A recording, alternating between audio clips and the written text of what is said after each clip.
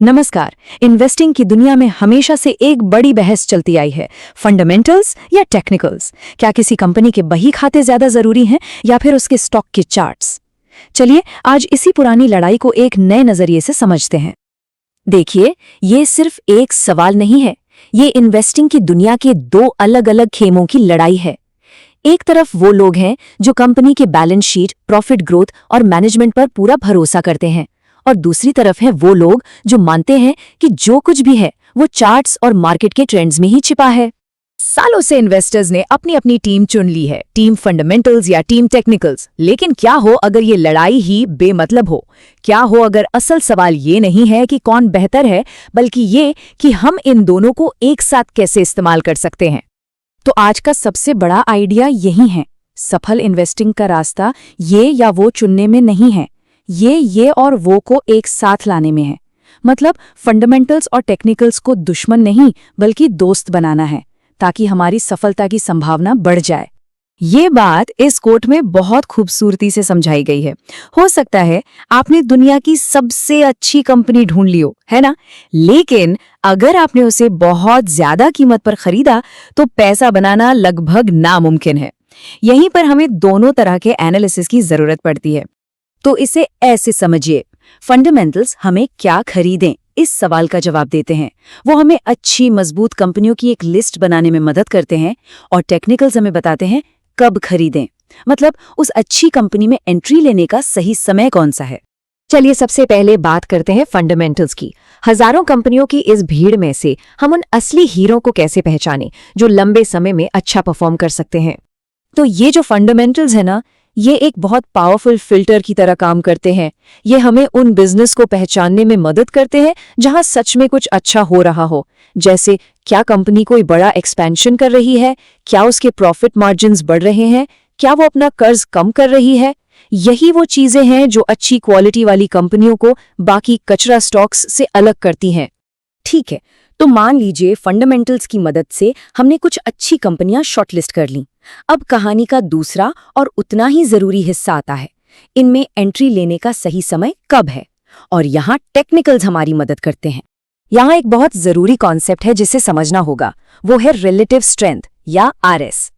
आसान भाषा में समझें तो आरएस हमें ये बताता है कि कोई स्टॉक पूरे बाजार जैसे निफ्टी 50 के मुकाबले कैसा परफॉर्म कर रहा है।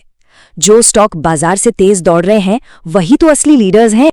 अब ये जो स्कूल टॉकर वाली मिसाल है ना, ये बहुत कमाल की है। सोचिए आपके मैथ्स में 70 नंबर आए, स्कोर तो अच्छा है ना? लेकिन क्लास के टॉपर के 90 नंबर आए, तो टॉपर के पास है रिलेटिव स्ट्रेंथ। इसी तरह अगर निफ्टी 10% ऊपर गया और आपका स्टॉक 15% ऊपर गया, तो आपका स्टॉक क्लास का टॉपर है। और हाँ, एक बहुत कॉमन कंफ्यूजन को यहीं दूर कर लेते हैं। आरएस और आरएसआई ये दोनों बिल्कुल अलग चीजें हैं। आरएस स्टॉक की तुलना पूरे बाजार से करता है, ये हमें लीडर बताता है, जबकि आरएसआई स्टॉक की तुलना उसके अपने ही पिछले प्रदर्शन से करता है। हमारा फोकस लीडर्स ढूंढने पर है, इसलिए हम आरएस की बात कर रहे हैं।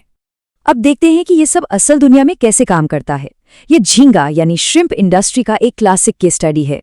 2014 में वियतनाम में एक बीमारी की वजह से सप्लाई में भारी कमी आई। ये एक फंडामेंटल बदलाव था। इसका नतीजा अवंती फीड्स जैसी भारतीय कंपनियों के स्टॉक में एक जबरदस्त तेजी शुरू हुई, जो चार्ट पर साफ दिख रही थी। लेकिन 2018 आते आते जब सप्लाई वापस नॉर्मल हो गई तो प्रॉफिट और स्टॉक प्राइस दोनों ही धड़ाम से नीचे गिरे। तो अब तक हमने फंडामेंटल्स और टेक्निकल्स दोनों को अलग अलग समझा। अब असली जादू शुरू होता है। जब हम इन दोनों को मिलाते हैं तो एक मजबूत और भरोसेमंद इन्वेस्टिंग प्रोसेस बनता है। तो ये प्रोसेस काम कैसे करता है? इसके 4 आसान स्टेप्स हैं। पहला, स्कैन। टेक्निकल्स का इस्तेमाल करके उन स्टॉक्स को ढूंढिए जो पहले से ही मजबूत हैं, जो अपने 52 वीक के हाई के पास हैं। दूसरा, फिल्टर। अब इस लिस्ट पर फंडामेंटल एनालिसिस कीजिए और सिर्फ क्वालिटी बिजनेस को चुनिए। तीसरा, टाइम। वापस टेक्निकल्स पर आइए और एक कम जोखिम वाले एंट्री पॉइंट का इंतजार कीजिए। और चौथा, मैनेज। अपनी पोजीशन को टेक्निकल रूल से मैनेज कीजिए, जैसे कि एक स्टॉप लॉस लगाकर, ताकि आप बड़े नुकसान से बच सकें। ये मिला जुला तरीका सिर्फ अच्छा रिटर्न कमाने के लिए नहीं है, ये उन बड़ी गलतियों से बचने के बारे में भी है जो आपका पूरा पोर्टफोलियो तबाह कर सकती हैं। चलिए देखते हैं कैसे। जरा सोचिए, एक स्टॉक अपनी कमाई से 100 गुना ज्यादा कीमत पर ट्रेड कर रहा है, ये एक बहुत बड़ा रेड फ्लैग है। जब किसी स्टॉक का वैल्यूएशन, जो कि एक फंडामेंटल मेट्रिक है, इतना आसमान छूने लगे, तो एक मजबूत अपट्रेंड भी बेहद खतरनाक हो जाता है। ये एक क्लाइमैक्स टॉप का सिग्नल होता है। 2021 में IRCTC जैसे स्टॉक्स के साथ यही हुआ था। फंडामेंटल्स की समझ हमें ऐसे ही जाल में फंसने से बचाती है। तो ये क्लाइमैक्स टॉप होता क्या है? ये वो सिचुएशन है जब किसी स्टॉक में उत्साह अपने पीक पर होता है और कीमत लगभग एक सीधी रेखा में जबरदस्त वॉल्यूम के साथ ऊपर भागती है। लेकिन जब सारे खरीदार खरीद चुके होते हैं, तो ये उतनी ही तेजी से लिफ्ट की तरह नीचे भी आता है। एक और बहुत कॉमन ट्रैप है ग्रोथ का धीमा पड़ना। जब डी-मार्ट जैसी तेजी से बढ़ने वाली कंपनी की ग्रोथ अचानक 40% से घटकर 15% रह जाए, तो ये एक बहुत बड़ा फंडामेंटल रेड फ्लैग है। ये अक्सर टेक्निकल चार्ट के खराब होने से पहले ही हमें एक चेतावनी दे देता है। और ये कहावत है ना, ये मार्केट की सच्चाई को एकदम सटीक तरीके से बताती है।